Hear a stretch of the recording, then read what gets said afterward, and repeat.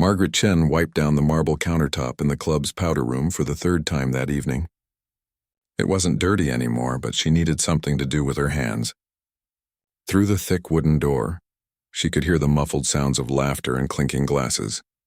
Another Saturday night at the Riverside Country Club meant another charity gala, and Margaret had learned long ago to stay busy and stay invisible.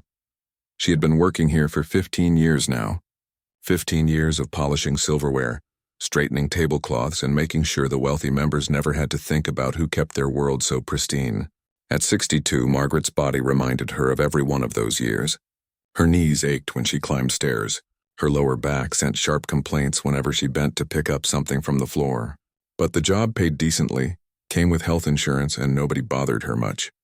In a way, she had become part of the furniture. The evening shift supervisor, a kind woman named Elena, poked her head into the powder room. "Margaret, they need you in the main ballroom." Someone spilled wine near the auction tables. Margaret nodded, gathered her supplies, and followed Elena down the carpeted hallway. The sounds of the party grew louder with each step. When they pushed through the service entrance, Margaret's eyes took a moment to adjust to the brilliant light.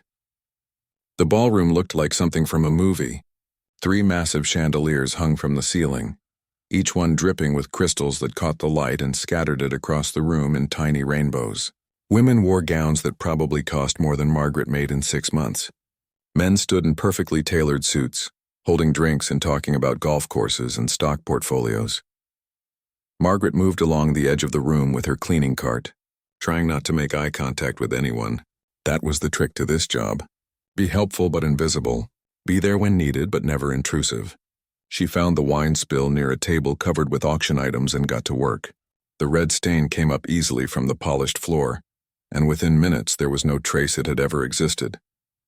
As she worked, a jazz quartet finished their set on the small stage at the front of the room. The musicians bowed and announced they would take a short break. Behind them sat a beautiful grand piano, its black surface so shiny Margaret could probably see her reflection in it from across the room. It was a Steinway, the kind of instrument that cost more than most people's houses. But something was off about it tonight. Margaret had noticed it earlier when she was setting up the ballroom. The piano sat at an odd angle, and there was tape across several of the keys. She had overheard the club manager on his phone, frustrated and apologetic, explaining to someone that the delivery company had damaged the instrument that morning. Several keys were sticking, making it unplayable for the evening's entertainment. Rather than remove it entirely and leave an empty space on stage, they had decided to keep it there as a decorative piece. A small crowd began gathering near the stage during the band's break. Margaret recognized several of the faces. There was old Mr. Peterson, who always left his reading glasses by the pool. Mrs. Davidson, who insisted on Earl Grey tea at exactly 3:30 every afternoon, and Richard Thornton, a real estate developer who owned half the commercial buildings downtown. Thornton was the type of man who commanded attention without asking for it, tall with silver hair and an expensive watch that caught the light when he gestured. He had a reputation around the club for his sharp wit, though Margaret had witnessed enough of his jokes to know they usually came at someone else's expense. The staff had learned to laugh politely at whatever he said and move on quickly. Margaret finished with the wine stain and began making her way back toward the service entrance. She needed to refill her cart and check on the dessert station setup, but as she passed near the stage, she heard Thornton's voice boom out across the ballroom. What a shame about this piano. A beautiful instrument like this, broken and useless. Rather fitting metaphor for the evening, wouldn't you say? His friends laughed dutifully. We're all here pretending to care about charity, but really we just want our names on a plaque somewhere. The group around him chuckled nervously. Thornton had a way of saying what everyone was thinking, but in a way that made people uncomfortable. He took a sip of his scotch and gazed around the room, his eyes landing on Margaret as she tried to slip past. "You there?" His voice carried across the space between them. Several heads turned. Margaret's heart sank, but she stopped and turned to face him with the practiced neutral expression she had perfected over the years. "Yes, sir. Can I help you with something?" Thornton smiled, but it wasn't a kind smile. It was the smile of someone who had just thought of something entertaining. "Tell me, have you ever played piano?" Margaret felt her stomach tighten. Where was this going? "A long time ago, sir. A long time ago." Thornton turned to his friends with theatrical delight. "Did you hear that? Our housekeeper is a musician." The way he said musician made it clear he found the idea amusing. "Well then, this is perfect. Absolutely perfect. We have a broken piano that nobody can play, and we have—" He gestured at Margaret with his glass. "Someone who used to play. It's fate." One of the women in his group, wearing a gold necklace that probably weighed more than Margaret's uniform, giggled. "Oh, Richard, you're terrible." "Come on," Thornton continued, his voice getting louder, drawing more attention from across the room. "Give us a performance. Show us what the help can do with a fancy instrument like this." Margaret stood frozen. Other guests were turning now, curious about the commotion. Some looked amused. Others looked vaguely embarrassed but said nothing. The jazz quartet members peered out from the side room where they had gone for their break. Elena appeared at Margaret's side, her face tight with anger. "Mr. Thornton, Margaret has work to do. She needs to—" "Nonsense!" Thornton waved his hand dismissively. "This is a party. A charity event. Surely we can spare her for 5 minutes of entertainment unless—" He paused dramatically. "Unless she's afraid she can't handle it?" The club manager, a nervous man named Gerald, hurried over. He looked at Margaret with apologetic eyes but didn't contradict the wealthy member. Margaret could see the calculation happening in his face. Thornton and his friends spent thousands at the club every month. Margaret was replaceable. "It's all right, Margaret," Gerald said quietly. Just play something simple. A minute or two, then you can get back to work." Margaret looked at the piano on the stage, at the tape across the broken keys, at the faces watching her with various degrees of curiosity and amusement. She thought about walking away, about saying no. But she had learned long ago that people like her didn't really get to say no to people like them. She released her grip on the cleaning cart handle. Her palms were sweating. Without looking at anyone, she walked toward the stage, her sensible shoes squeaking slightly on the polished floor. Behind her, she heard Thornton say something that made his friends laugh, but she couldn't make out the words over the rushing sound in her ears. The 3 steps up to the stage felt like climbing a mountain. The ballroom, which had been filled with conversation and music just minutes ago, fell into an expectant silence. Margaret could feel hundreds of eyes on her back as she crossed to the piano bench. She sat down slowly, her gray uniform and white apron looking impossibly plain against the elegant backdrop. The piano keys gleamed under the stage lights. She hadn't sat at an instrument like this in so many years. Her hands, rough from decades of cleaning and scrubbing, hovered above the keys. She could see the tape marking the broken notes. She closed her eyes and took one deep breath. Then Margaret Chen began to play. The first notes that came from the piano were soft, almost hesitant. Margaret's fingers touched the keys like she was greeting an old friend she hadn't seen in years. Someone in the crowd giggled nervously. Thornton leaned over to whisper something to the man beside him. But then something changed. Margaret's hands began to move with more confidence. What started as a simple melody suddenly bloomed into something far more complex. Her fingers flew across the keyboard, finding patterns and rhythms that seemed impossible. The broken keys should have stopped her, should have created jarring interruptions in the music. But somehow, Margaret worked around them. When a stuck key wouldn't respond, her hand would shift up or down an octave, finding a different note that fit just as perfectly. The giggling stopped. The whispers died away. Within 30 seconds, the entire ballroom had gone completely silent except for the sound of the piano. Margaret was playing Rachmaninoff, one of the most technically demanding composers in classical music. The piece required both hands to move independently, creating layers of sound that built on each other like a conversation. Thornton's smile faded from his face. He stood with his Scotch glass halfway to his lips, frozen in place. The woman with the gold necklace had her hand pressed to her chest, her eyes wide. Across the room, people began moving closer to the stage, drawn by the music like moths to a flame. Margaret's entire body had transformed. The woman who had walked across that stage just moments ago with slumped shoulders and tired eyes was gone. In her place sat someone else entirely. Her back was straight, her head tilted slightly as she listened to the music flowing from her fingers. Her eyes were closed now, and her face held an expression of deep concentration mixed with something that looked almost like joy. The piano sang under her hands. Even damaged, even with keys that stuck and refused to play, the instrument responded to her touch in a way that seemed almost magical. She used the pedals to sustain notes, creating a rich, warm sound that filled every corner of the massive ballroom. When she needed a note that wouldn't play, Her fingers would dance to a different register so quickly that most people wouldn't even notice the adjustment. Elena, still standing near the stage with Margaret's abandoned cleaning cart, felt tears spring to her eyes. She had worked alongside Margaret for 8 years. They had shared countless coffee breaks, complained about difficult guests, and helped each other through long shifts. But Elena had never known this about her friend. Never suspected that the quiet woman who scrubbed toilets and mopped floors could create something so beautiful. The jazz quartet members had gathered in the doorway, their own instruments forgotten. The trumpet player, a man who had studied at Berklee College of Music and played in clubs around the city for 20 years, shook his head in disbelief. "That's not possible," he whispered to the bassist. "Those keys are broken. You can't play Rachmaninoff on a broken piano." But Margaret was doing exactly that. Her fingers knew where every damaged key was located. She had only been sitting at the piano for a few minutes, but somehow she had already mapped out its limitations and adjusted her playing accordingly. It was like watching someone dance across a floor covered in obstacles while blindfolded, never missing a step. The music built to a crescendo, both hands thundering across the keys in a passage that would challenge even professional pianists. Margaret's fingers moved so fast they were almost a blur. The sound was overwhelming, powerful, filling the room with emotion that hit people in the chest. Several women in the crowd were crying now, though they probably couldn't have explained why.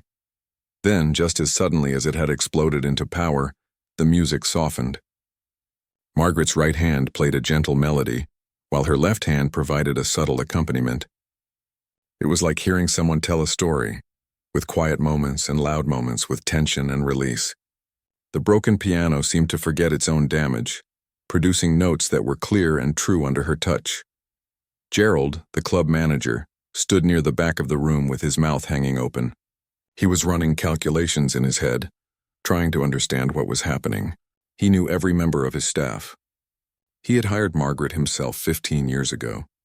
Her application had listed previous jobs in retail and food service.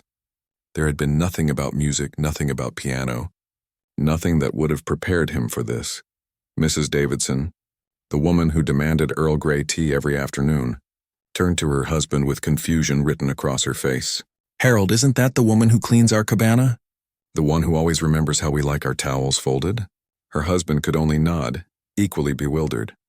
Thornton's friends had all fallen silent. The jokes and snide comments had evaporated. A few of them looked uncomfortable now, perhaps realizing they had been party to something cruel. The man who had been standing beside Thornton quietly moved away, putting distance between himself and the instigator of this situation, but Thornton himself stood rooted to his spot, his face cycling through emotions. The smugness was gone, replaced first by shock, then by something that might have been embarrassment, and finally settling into an expression that was hard to read. He set his scotch glass down on a nearby table without looking at it, his eyes fixed on the stage. Margaret played for nearly 6 minutes, though it felt both longer and shorter than that to everyone watching. She moved through different sections of the concerto, her hands never faltering, never showing any sign of the physical labor they had performed for the past 15 years. These were hands that had scrubbed thousands of toilets, carried countless heavy buckets, and wiped down miles of countertops. But right now, they were showing everyone in that ballroom what they had been capable of all along. The final section of her performance began to build toward its conclusion. The music grew softer and softer, like a conversation winding down, like someone preparing to say goodbye. Margaret's fingers moved across the keys with incredible delicacy now, each note placed with perfect precision. She played the final chord and let it hang in the air, sustained by the pedal, slowly fading into silence. For several heartbeats after the music stopped, nobody moved. Nobody breathed. Margaret opened her eyes and looked down at her hands, still resting on the keys. The trance broke and the spell lifted, but for a moment the entire room remained suspended in that space between sound and silence. Then someone started clapping. It was an older woman near the front of the crowd, her white hair pinned up in an elegant style. Her applause was tentative at first, but then she clapped harder, louder. Within seconds, the entire ballroom erupted. People were clapping, cheering, some even whistling. It wasn't the polite applause that had greeted the jazz quartet or the tepid clapping that had followed the charity organizer's earlier speech. This was real. This was genuine appreciation for something extraordinary they had just witnessed. Margaret stood up from the piano bench, looking dazed. The applause was so loud it was almost frightening. She took a small step back, nearly stumbling on the edge of the stage. Elena rushed forward, ready to catch her if she fell. But then the crowd surged toward the stage, people calling out questions, reaching up toward Margaret like she was a celebrity. "Where did you learn to play like that? Why are you working as a housekeeper? Have you performed professionally? Can you play something else?" The questions came from every direction, overlapping each other. Margaret stood on the stage, overwhelmed, her hand gripping the edge of the piano for support. She opened her mouth to respond but couldn't seem to find words. This was too much, too fast. Just minutes ago she had been wiping wine stains off the floor, invisible and insignificant. Now hundreds of eyes were locked on her, demanding answers she wasn't sure she could give. Then the older woman who had started the applause pushed through the crowd with surprising determination for someone who had to be in her late 70s. She climbed the stage steps slowly, and as she got closer, her face changed. Recognition dawned in her eyes, followed by absolute shock. "Margaret," she said, her voice trembling. "Margaret Chen, is that really you?" Margaret looked at the woman's face, and something flickered in her own eyes. Recognition, yes, but also something else. Something that looked like fear mixed with sadness. She nodded slowly. The older woman's hand flew to her mouth. "Oh my God," she whispered, loud enough for the nearby guests to hear. "Oh my God, I don't believe it. Everyone, do you know who this is?" The room fell silent again, everyone straining to hear. The woman turned to face the crowd, tears streaming down her face, ruining her careful makeup. When she spoke, her voice carried across the entire ballroom. "This is Margaret Chen. 30 years ago, she was the most promising pianist of her generation." The ballroom erupted in confused chatter. People turned to their neighbors, asking if they had heard correctly. The most promising pianist of her generation? Working here as a housekeeper? It didn't make sense. Margaret stood on the stage, her face pale, looking like she wanted to disappear into the floor. The older woman reached out and took both of Margaret's hands in hers. Up close, Margaret could see the lines around her eyes, the age spots on her hands. But she recognized her now. Evelyn Hartford. The name came back to Margaret like something from a dream. Evelyn had been the principal of the San Francisco Conservatory when Margaret was just starting her career. "I can't believe it's you," Evelyn said, her voice thick with emotion. "We looked for you. For years we tried to find out what happened. You just vanished." She turned back to the crowd, still holding Margaret's hands. "This woman won the Van Cliburn competition at 22 years old. Do you understand what that means? It's one of the most prestigious piano competitions in the world. She beat out hundreds of pianists from every country you can imagine." A man near the front of the crowd pulled out his phone, already typing frantically. Others followed suit, searching for information about Margaret Chen, pianist. Within seconds, people were finding old articles, photographs, performance videos from decades ago. A woman gasped as she found a YouTube video of a young Margaret playing at Carnegie Hall. The footage grainy, but the talent unmistakable. She performed with the New York Philharmonic, someone called out, reading from their phone. The Boston Symphony. The Chicago Symphony Orchestra. "Look at this review," another person said, holding up their phone to show their companion. The New York Times called her a once-in-a-generation talent with the technical precision of Horowitz and the emotional depth of Rubinstein. The information spread through the crowd like wildfire. People who had walked past Margaret 1,000 times without really seeing her were now staring at her with completely different eyes. Gerald, the club manager, looked like he might be sick. He had been paying Margaret $15 an hour to clean bathrooms. $15 an hour for someone who had once commanded 5-figure fees for a single performance. Elena pushed through the crowd and climbed onto the stage. She stood beside Margaret, protective, sensing her friend's distress. "That's enough," Elena said firmly. "She needs space. All of you, please step back." But the crowd wasn't hostile. They were curious, amazed, desperate to understand. How does someone go from concert halls to cleaning supplies? What could possibly explain such a dramatic fall? Thornton, who had started this entire situation, looked smaller now. He had retreated to the edge of the crowd, his face flushed. A few people near him were whispering, and from their expressions and occasional glances in his direction, the whispers weren't friendly. Evelyn still held Margaret's hands. "My dear," she said softly, "what happened to you? Where did you go?" Margaret's throat felt tight. She hadn't talked about this in so long. Years had passed since anyone had asked her about her past life, about the music, about everything she had lost. Most people just saw the uniform and made their assumptions. They never looked deeper. They never asked questions. I had to stop, Margaret said quietly, her voice barely audible. Several people in the front row leaned forward to hear. I had to stop playing professionally. But why? Evelyn's eyes were filled with confusion and concern. You were at the peak of your career. You had recordings scheduled, a European tour planned. We all thought you were going to become one of the greatest pianists of our time. Margaret pulled her hands away gently. She looked out at the sea of faces watching her, waiting for her answer. These people in their expensive clothes, with their easy lives and their charity galas, what would they know about the choices she had to make? But then she caught Elena's eye and her friend nodded encouragingly. Maybe it was time. Maybe after all these years of silence, it was time to tell the truth. My husband got sick, Margaret said. The words came out rough, unpracticed. David, we had been together since high school. He was the one who believed in me when nobody else did. When I got accepted to Juilliard, my parents wanted me to stay home and study something practical. David convinced them to let me go. He worked 2 jobs to help support me while I was in school. He was my biggest supporter, my best friend. The room had gone completely quiet. Even the catering staff, who had been moving along the edges of the room, had stopped to listen. Right after I won the Van Cliburn competition, right when everything was taking off, David started having symptoms. He was only 38 years old. At first we thought it was stress or maybe depression, but then he started forgetting things. Simple things like where he put his keys or what day it was. It got worse quickly. Margaret's voice remained steady, but her eyes had gone distant, seeing something the rest of them couldn't. The doctors diagnosed him with early-onset Alzheimer's. They said we had maybe 10 years if we were lucky, but that he would need constant care within a few years. I had a choice to make. I could continue touring, continue with my career, and hire people to take care of him. Or I could stay.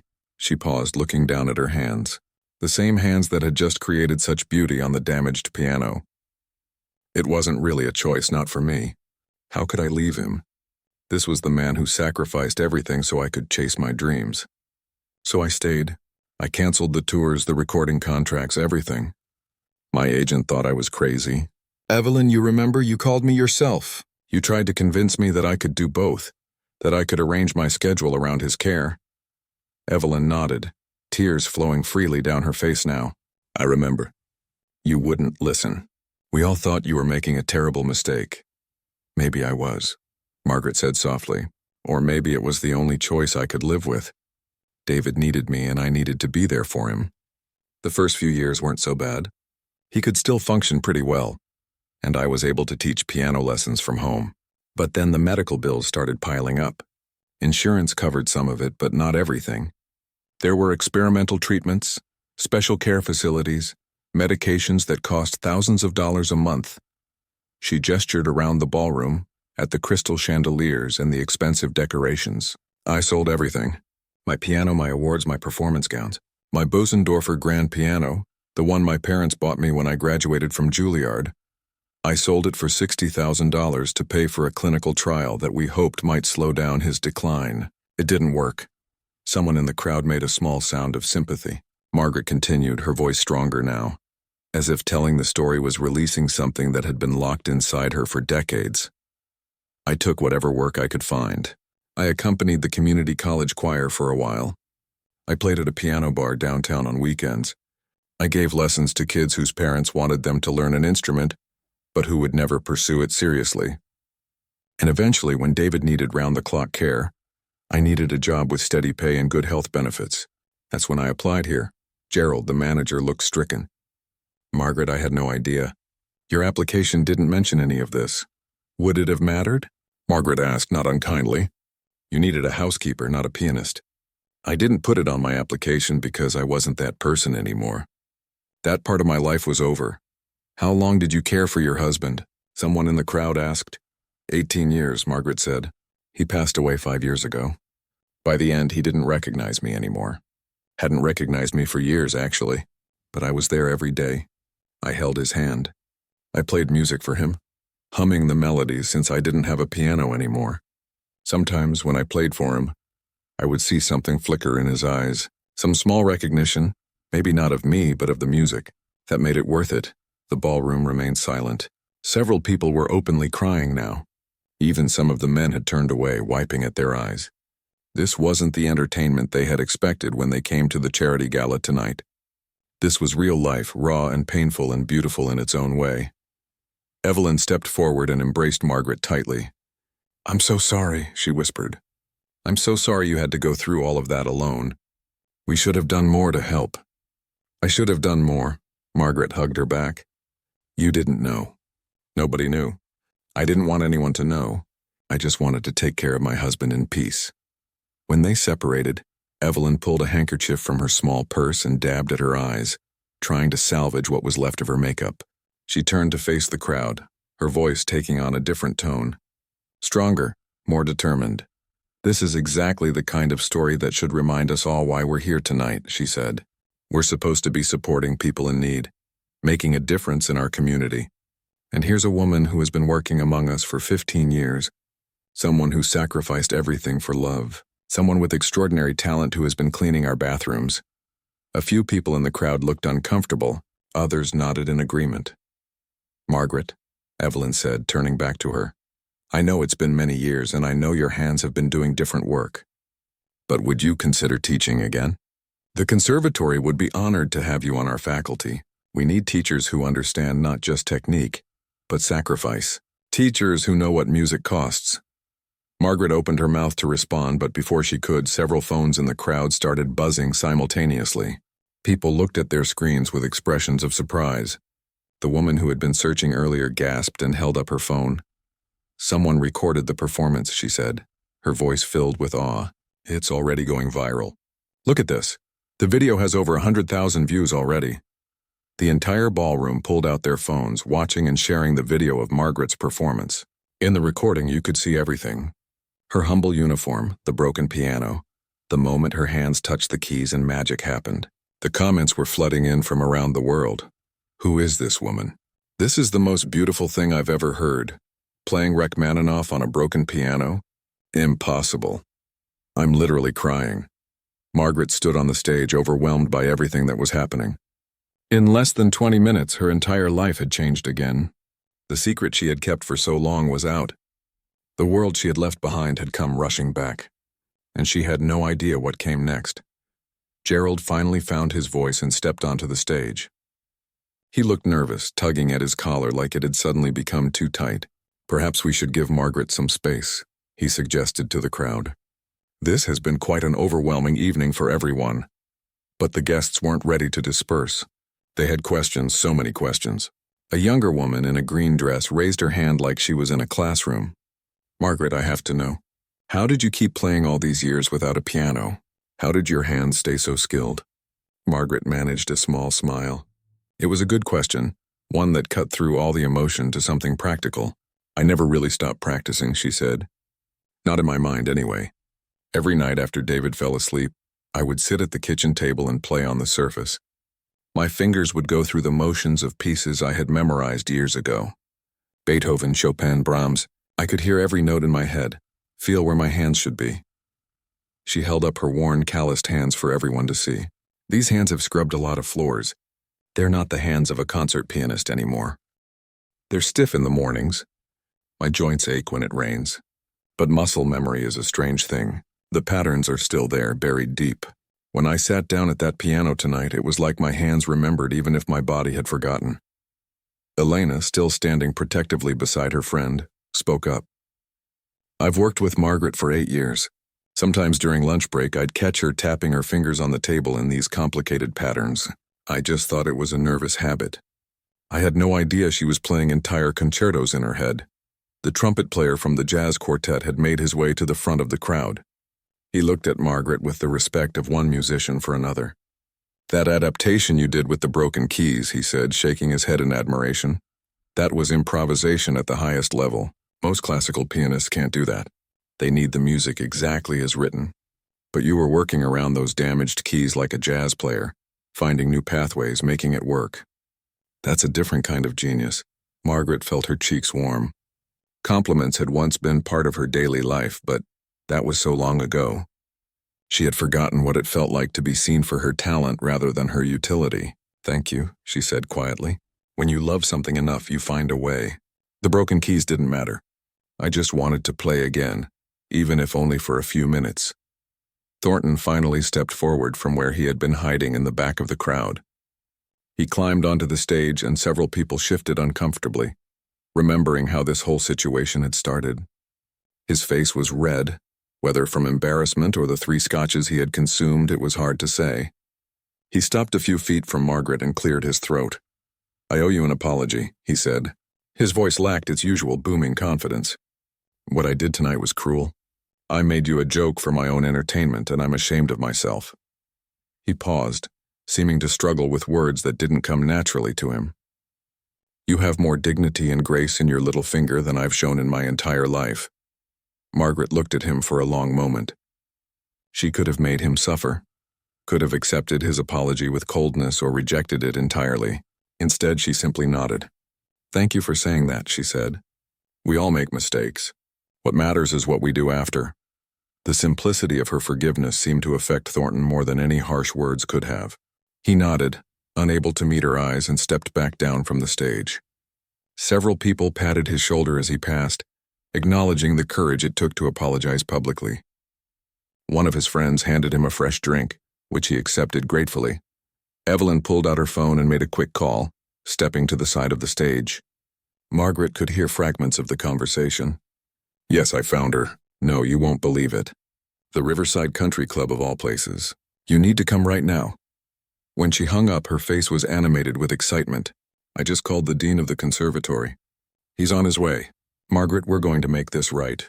After all these years, we're going to help you find your way back to music."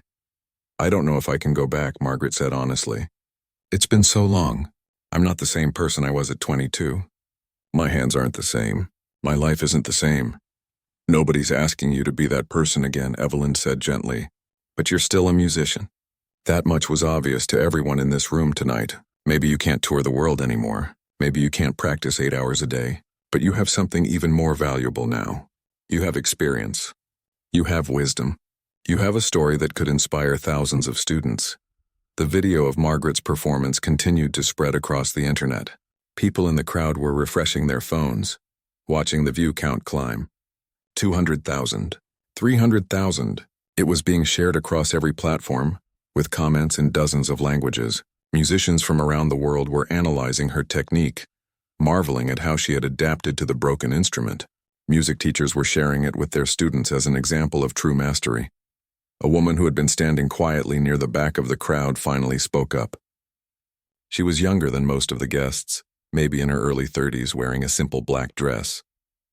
"I'm a music journalist with the Chronicle," she said, stepping forward. "Ms. Chen, I would love to interview you. Your story deserves to be told properly, not just as a viral video. The world should know about the choices you made, the sacrifice, everything." Margaret felt dizzy. Everything was moving too fast. An hour ago, she had been worrying about wine stains and whether there were enough clean towels in the bathrooms. Now people wanted to interview her, offer her jobs, analyze her technique. It was too much. She looked at Elena, silently pleading for help. Elena understood immediately. She stood up and addressed the crowd in a firm voice that she usually reserved for dealing with difficult guests. "All right, everyone. Margaret has given you an incredible gift tonight. She's shared her music and her story, but she needs some time to process everything that's happening. Let's give her that space." Gerald, eager to make up for his earlier weakness, stepped forward to support Elena. "Yes, the event is officially over for the evening. Thank you all for coming, and please, let's allow Margaret some privacy." He began herding people toward the exits, though most were reluctant to leave. As the crowd slowly dispersed, people kept approaching Margaret with business cards, phone numbers scribbled on napkins, promises to connect her with people who could help. A wealthy patron offered to buy her a piano. A recording studio owner wanted to capture her playing properly. A concert hall manager suggested a comeback performance. Margaret accepted the cards numbly, not really processing any of it. Within 20 minutes, the ballroom had mostly cleared. A few staff members remained, beginning the cleanup process. The damaged Steinway sat silent on the stage, looking innocent, as if it had no idea the chaos it had helped create. Margaret stood near it, running her fingers along its polished surface. Evelyn had stayed behind along with Elena. They stood together, watching Margaret commune with the instrument. "What are you thinking?" Evelyn asked softly. Margaret didn't answer right away. She was thinking about David, about the life they had built together and the dreams they had shared. She was thinking about the 18 years she had spent caring for him, the countless nights sitting by his bedside, humming melodies while he slept. She was thinking about the morning he died, how peaceful he had looked, and how empty her world had felt in the days that followed. "I'm thinking that I've spent the last 5 years just existing," Margaret finally said. "After David passed, I didn't know what to do with myself. I came to work, I went home, I watched television, I slept. I wasn't really living. I was just going through the motions, waiting for something without knowing what I was waiting for." She turned to face them, and there were tears in her eyes, but she was smiling. "Maybe this is what I was waiting for. Maybe it's time to stop hiding, not from other people, but from myself. I've been punishing myself for 5 years, telling myself I didn't deserve music anymore because David couldn't have it. But David wouldn't have wanted that. He would have wanted me to play." Elena crossed to her friend and pulled her into a tight hug. "He would have been so proud of you tonight," she whispered. "I didn't know him, but I know he would have been proud." The dean of the conservatory arrived in a rush, slightly out of breath from hurrying. Evelyn had filled him in on the phone, but seeing Margaret in person in her housekeeper's uniform standing on that stage made it all real. He approached slowly, respectfully, as if approaching something precious and fragile. "Ms. Chen," he said, extending his hand. "I'm David Brennan, dean of the conservatory. It's an honor to meet you, though I wish it had happened under better circumstances years ago. I've seen the video of your performance. The entire faculty has seen it by now. It's extraordinary." Margaret shook his hand. His grip was warm and firm. "Thank you," she said. "Though I have to admit I'm not sure what happens next. This wasn't exactly how I planned to spend my Saturday night." Brennan laughed. "I imagine not. Listen, I don't want to pressure you when you're clearly overwhelmed. But Evelyn is right. We would be honored to have you join our faculty, not just as a teacher, but as an artist in residence. You could teach, yes, but you could also play.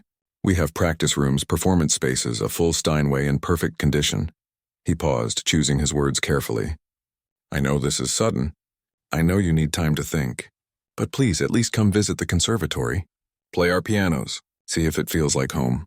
And if it doesn't, if you decide this isn't what you want, that's okay too. But you deserve the chance to decide." Margaret looked at the 3 faces watching her with hope and encouragement. She thought about her empty apartment, about the silence that filled her evenings. She thought about the feeling of her fingers on the piano keys tonight, the way the music had flowed through her like water finding its course after being dammed for too long. "I'll come visit," she said, and felt something shift in her chest as she spoke the words. "I'll come see the conservatory, but I can't make any promises beyond that." "That's all we ask," Brennan said, smiling broadly. "That's more than enough." As they prepared to leave, Margaret took one last look at the damaged piano that had changed her life. Tomorrow, the piano technician would come to repair it. The stuck keys would be fixed, the instrument restored to its proper function. But Margaret would always remember it as it was tonight, broken, imperfect, but still capable of creating something beautiful in the right hands. Margaret didn't sleep that night. She sat in her small apartment staring at her hands under the kitchen light. They looked the same as they had yesterday, worn and tired, with calluses on the palms and age spots on the backs, but they felt different somehow, like they had remembered something important that the rest of her had tried to forget.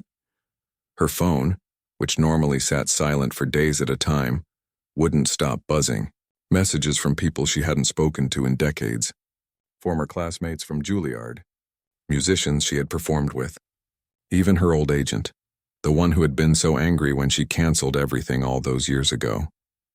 The message from him simply said, "I'm sorry I didn't understand. I see you now." The video had reached over 2 million views by Sunday morning. Margaret didn't watch it herself. She couldn't bring herself to see that moment captured and frozen, played over and over by strangers around the world. But Elena had texted her screenshots of comments, carefully selecting the kind ones. "This made me cry for 20 minutes. Real talent never dies. I'm sharing this with my daughter who wants to quit piano lessons. This is what dedication looks like. The way she plays around the broken keys is pure genius." Monday morning came too quickly. Margaret had requested the day off. something she had rarely done in 15 years. Gerald had approved it immediately, his voice on the phone warm and accommodating in a way it had never been before. "Take all the time you need, Margaret, and please let me know if there's anything the club can do for you." She spent the day cleaning her apartment, which didn't need cleaning. It was a small studio, maybe 400 square feet, with a kitchenette and a bathroom barely big enough to turn around in. The walls were bare except for a single photograph of David, taken years before he got sick. He was smiling at the camera, holding up a fish he had caught on one of their rare vacations. Margaret paused in front of the photo for a long time. "What would you tell me to do?" she asked the image. But David just kept smiling, frozen in that moment of simple happiness. She knew what he would say, though. He had always been the brave one, the one who pushed her to take risks. He would tell her to visit the conservatory. He would tell her to stop being afraid. Tuesday afternoon, Margaret stood outside the San Francisco Conservatory wearing the nicest outfit she owned. It was a navy blue dress she had bought for David's funeral 5 years ago and hadn't worn since. Her hands trembled as she approached the entrance. A young student held the door open for her, barely glancing up from his phone. To him, she was just another older woman. He had no idea who she was or what she had once meant to this place. Evelyn met her in the lobby, beaming. The building had changed since Margaret's time here. New practice rooms, updated technology, but the essence was the same. The sound of piano music drifted down from the upper floors. Dozens of students practicing simultaneously, creating a chaotic symphony of scales and sonatas. "I can't tell you how happy I am that you came," Evelyn said, linking her arm through Margaret's. "Come on, I have something to show you." They walked through hallways lined with photographs of famous alumni. Margaret spotted her own picture from 30 years ago, young and serious in a concert gown, her hair dark and pulled back. The caption read, "Margaret Chen, Van Cliburn competition winner, 1995. Someone had placed a fresh flower in a small vase beneath the frame. When had they done that? Evelyn led her to a practice room at the end of a quiet hallway. Inside sat a gorgeous Steinway Model D, 9 feet of polished perfection. "It's yours," Evelyn said simply. "For as long as you want it. No pressure, no expectations. Just you and the piano." Margaret stepped into the room slowly, like entering a sacred space. She approached the instrument and lifted the fallboard, revealing the pristine keys. No tape, no damage, just perfect ivory and ebony waiting to be touched. She sat down on the bench and adjusted it to the right height. Everything felt familiar and foreign at the same time. She placed her hands on the keys but didn't press down yet. "What if I'm not as good as I used to be?" she asked quietly. "What if Saturday night was just adrenaline? What if my hands can't do this anymore?" Evelyn sat in a chair near the window. "Then we'll work with what they can do. Margaret, you don't have to be 22 again. You just have to be yourself right now, with everything you've learned and everything you've survived." Margaret closed her eyes and began to play. She chose Chopin, a nocturne she had loved as a young woman. The notes came out hesitantly at first. Her fingers felt stiff and she missed several notes in the first few measures. But she kept going, pushing through the mistakes, letting the music find its way. As she played, something loosened in her chest. The stiffness in her fingers began to ease. The muscle memory kicked in more fully, and her hands started to remember not just the notes but the feeling behind them. She played for 20 minutes, then 30. She moved from Chopin to Debussy, from Debussy to Bach. Each piece felt like greeting an old friend after a long absence. When she finally stopped, her fingers ached, but it was a good ache. The ache of muscles being used for their intended purpose. Evelyn was crying quietly in her chair, a tissue pressed to her eyes. "That was beautiful," Evelyn said, raw and imperfect and absolutely beautiful. Over the next few weeks, Margaret established a routine. She would go to the conservatory 3 times a week, spending hours in the practice room. Her technique slowly returned, though not completely. Her hands would never have the speed and precision they once did. Years of physical labor had taken their toll, but what she had lost in technical perfection, she had gained in emotional depth. Dean Brennan approached her with an offer. Would she consider teaching a masterclass? Just 1 session to see how it felt. Margaret agreed, terrified but determined.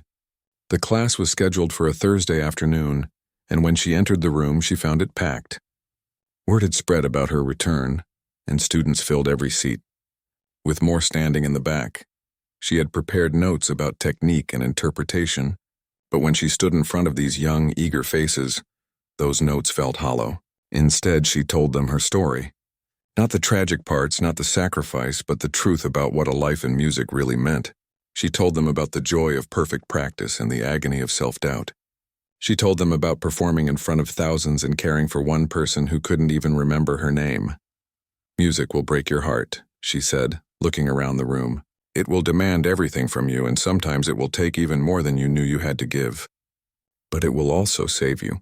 It will give you a language when words aren't enough. It will connect you to people across time and space. It will make you feel things you didn't know were possible." A young woman in the front row raised her hand. "Do you regret it? Giving up your career?" Margaret considered the question carefully.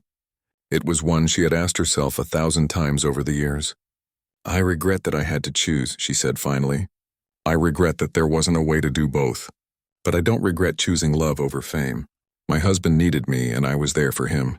That matters. That will always matter." The video from the charity gala continued to spread. News outlets picked up the story.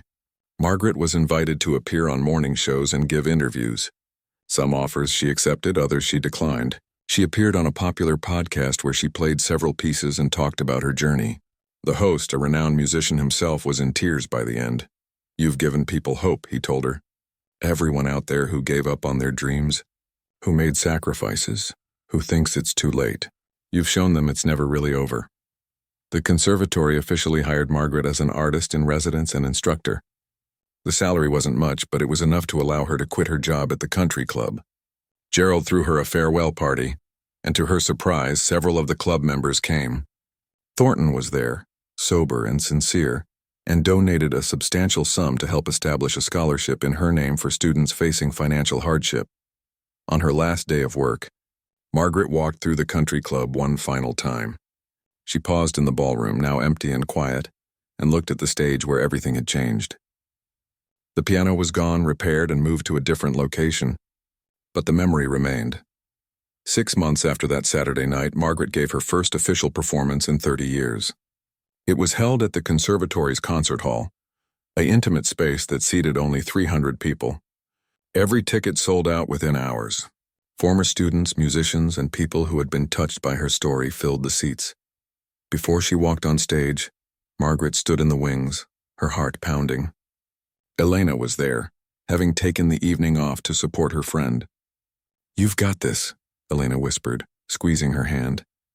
Margaret stepped into the lights wearing an elegant black gown that Evelyn had helped her select.